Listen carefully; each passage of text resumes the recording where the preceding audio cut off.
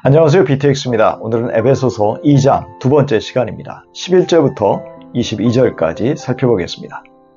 에베소 교인들은 구원받기 전에 육체로는 하나님의 백성들과 구별되는 이방인들이었습니다. 바울은 에베소 교인들에게 소위 할례자라고 하는 선민들에 의해서 무할례자들이라고 경멸과 차별을 받던 자들이었음을 계속 기억하라고 명령하고 있습니다. 바울은 당시 이방인들이 5가지 소외 상태에 있었다고 말합니다.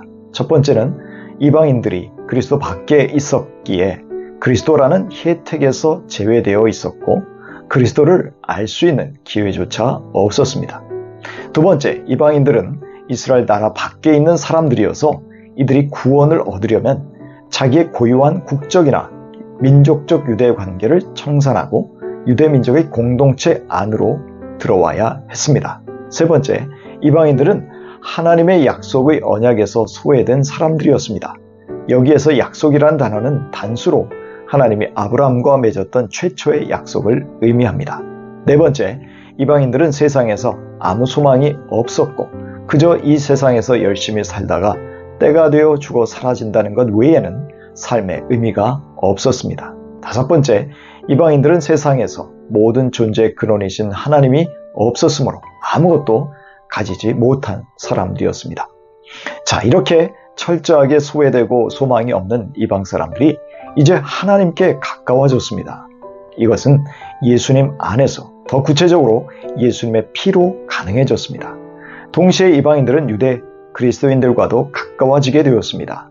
그리스도의 속죄의 피 흘리심의 결과로 생긴 교회라는 새로운 사회 속에서 유대인과 이방인들이 서로 가까워지게 된 것입니다. 왜냐하면 예수 그리스도께서 이방인과 유대인의 화평이시기 때문입니다.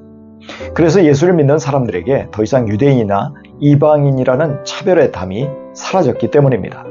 게다가 예수 그리스도의 피로 말미암아 이제 이방인들과 유대인 그리스도인들이 하나가 되었습니다. 바로 이것이 교회입니다. 그래서 그리스도 안에 있는 자는 누구든지 하나가 되어 하나님을 섬길 수 있게 되었습니다. 바울은 예수님이 그 화평의 걸림돌이 되는 것들을 십자가에서 폐지하셨다고 선언하고 있습니다. 그것은 조문으로 된 계명의 율법이었습니다. 이처럼 문자로 기록된 계명들은 구약의 10계명을 비롯하여 600여 가지가 넘었습니다. 여기에는 유대인들이 드리던 제사도 포함됩니다.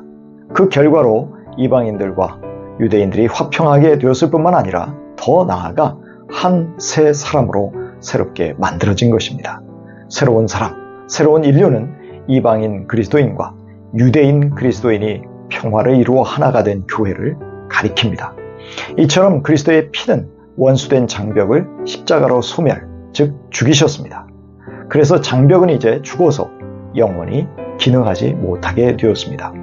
하지만 누군가 나이, 직업, 고향, 연봉, 학벌, 빈부, 정치적 성향, 교단, 신앙적 색깔, 심지어 교회를 다닌 횟수로 다시 장벽을 세운다면 장벽을 철폐하신 그리스도의 원수가 됨을 알아야 합니다. 더 나아가 예수 그리스도를 통해서 이방인들도 하나님을 아버지라 부를 수 있는 특권을 누리게 되었습니다.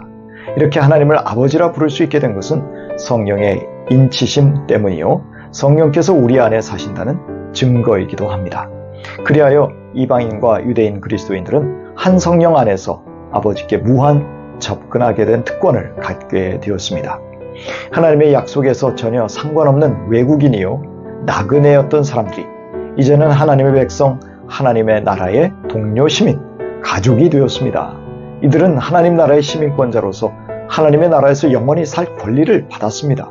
그 나라의 왕이신 하나님의 보호를 받는 대상이 되었습니다.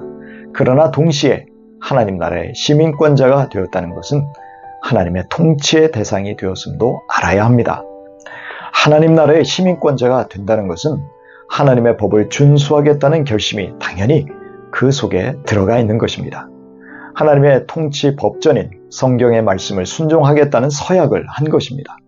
한편 우리는 하나님 나라의 가족의 구성원이므로 아버지의 사랑의 대상이 된 것이지요. 우리가 좀 부족해도 하나님이 버리시지 않습니다. 부족해도 겸손하게 구하기만 하면 때를 따라 은혜를 주십니다. 또한 구약 이스라엘 백성들에게 성전이 구심점이 되어 왔듯이 이제 하나님이 새롭게 창조하신 그리스도를 믿는 유대인들과 이방인들의 공동체에 새로운 구심점이 있어야 합니다. 그것을 바울은 역시 성전이라고 표현합니다. 그러나 그 새로운 성전의 기초는 사도들과 선지자들입니다. 즉 교회는 예수님의 가르침, 성령의 영감으로 기록된 신약 성경이라는 말씀의 반석 위에 세워졌다는 것입니다. 오늘날 말씀이 없는 교회, 말씀이라는 진리의 반석 위에 서 있지 않은 교회는 교회가 아니라는 것이지요. 또한 예수님이 그 건물의 모퉁이돌이 되십니다. 이 모퉁이돌은 기초의 일부이면서 기초의 본질이기 때문에 매우 중요합니다. 이것은 건물을 지탱하게 해주며 또한 건물의 위치와 건물의 배열을 결정해 주기 때문입니다. 이 모퉁이돌이 지어져가는 성전을 하나로서 만들어 간다는 것입니다.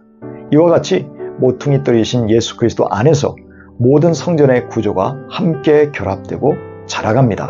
그리고 교회는 예수님을 중심으로 서로 단단하게 연결되어 자라가야 한다는 것을 알아야 합니다. 이렇게 보이지 않는 성전 건물을 이루는 데 있어서 에베소에 있는 교인들 역시 모퉁이돌이신 그리스도 안에서 함께 지어져 가고 있었습니다. 그 영광스러운 성전에 에베소 교인 한 사람 한 사람이 벽돌로서 참여하게 되었다는 것이죠.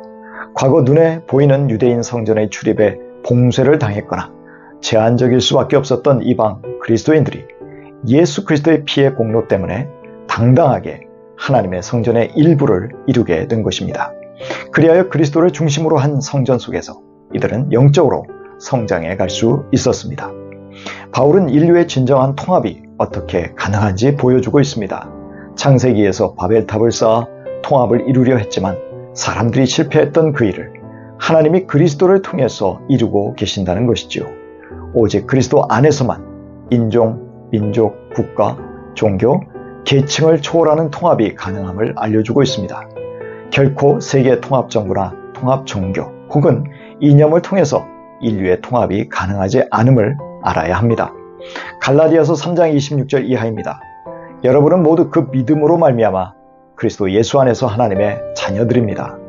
여러분은 모두 세례를 받아 그리스도와 하나가 되고 그리스도를 옷으로 입은 사람들이기 때문입니다. 유대 사람도 그리스 사람도 없으며 종도 자유인도 없으며 남자와 여자가 없습니다. 여러분 모두가 그리스도 예수 안에서 하나이기 때문입니다.